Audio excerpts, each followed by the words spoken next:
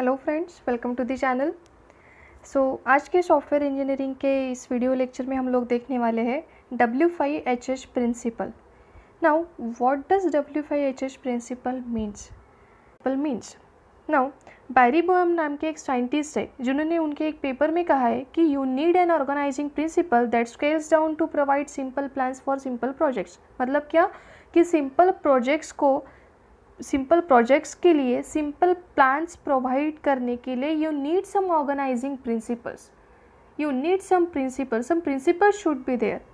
अभी W5HH principles में कुछ क्वेश्चंस आते हैं। नेक्स्ट पॉइंट देख लेते हैं हम। Boehm suggest an approach that addresses project objectives, milestones and schedules, responsibilities, management and technical approaches and required resources.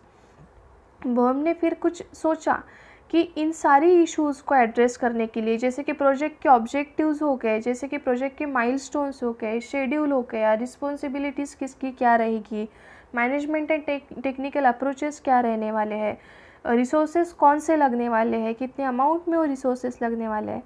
इन सब ऑब्जेक्टिव्स को एड्रेस करने के लिए बैरी बोहम ने W5HH प्रिंसिपल ही calls it the W5HH principle after a series of questions that lead to a definition of key project characteristics and the resultant project plan. W5HH principle is nothing but this series of questions, the answer to which questions lead to a definition of key project characteristics. मतलब कुछ questions उन्होंने फिर propose किए जिसके answers मतलब हो गए आपके organizing principles to provide simple plans for simple projects. अभी questions कौन कौन से, मतलब W5HH principle में exact questionary क्या क्या है। फर्स्ट क्वेश्चन आता है W5HH प्रिंसिपल में, why is the system being developed? Next question is what will be done? Next one, when will it be done? Next question is who is responsible for a function? Next, where are they located organizationally? Next question is how will the job be done technically and managerially? And the last question is how much of each resource is needed. As you can see here, W5 means why, what, when, who and where means W5 and दो how आ रहे हैं इसमें. That's why this principle is known as W5HH principles. और इन सातों question के answers जो रहेंगे वो answers will lead you to the organising principle. First principle में फर्स्ट सेंटेंस है हमारा why is the system being develop, और इसका answer will lead you to the इसमें फर्स्ट इस W5HH प्रिंसिपल में फर्स्ट क्वेश्चन है why is the system being developed, and the answer to this question will enable all the parties to access the valid reason for your development purpose. Next question is what will be done. Now the answer to this question help to establish a task set that will be required.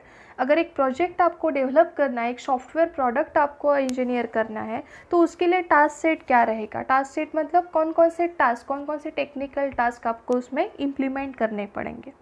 Next question is in W5HH principle is when will it be done?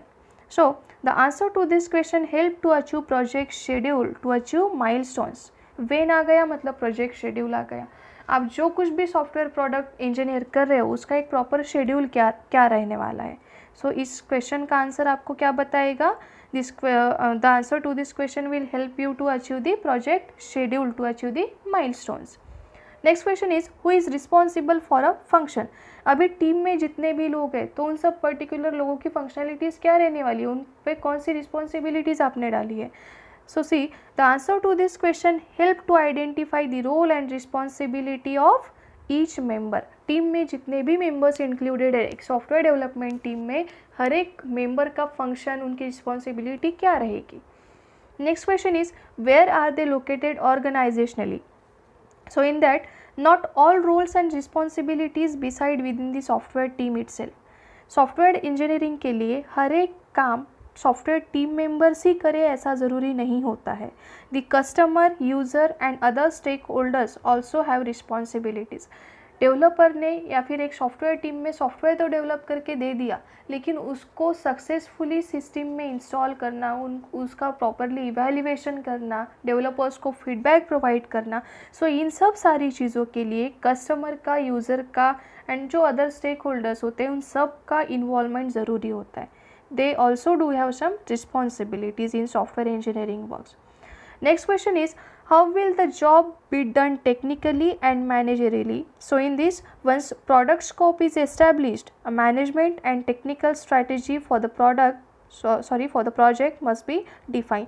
एक बार आपका project का schedule, project का scope define हो गया कि उसके बाद management and technical strategies आपको डिफाइन करनी पड़ती है, डेवलप करनी पड़ती है, so that the project must be developed in an effective manner and in timely manner as well. And the last question in W5HH principle is, how much of each resource is needed? जितने भी आपको resources लगने वाले हैं वो क्या amount में आपको लगेंगे, कौन से रिसोर्सेस आपको लगने वाले हैं. So in this the answer to this question is derived by developing estimates based on answer to earlier questions. इसके पहले के सारे क्वेश्चंस का आंसर आपको इस क्वेश्चन का आंसर देने के लिए, इस क्वेश्चन का आंसर लाने के लिए हेल्प करेगा. मतलब कौन से रिसोर्सेस आपको एक डेवलपमेंट प्लान के ऊपर डिपेंड करता है कि आपको रिसोर्सेस कौन कौन से लगने वाले हैं, एक एस्टिमेट क्या रहेगा उन रिसोर्सेस का, कितने अमाउंट में रिसोर्सेस लगने वाले हैं. So this is the last question in W5HH principle. So this is the very small topic in software engineering. I hope आपको W5HH प्रिंसिपल क्लियर हो गया हो. आगे की वीडियोस के लिए चैनल पे बने रहे. Stay tune. Have a great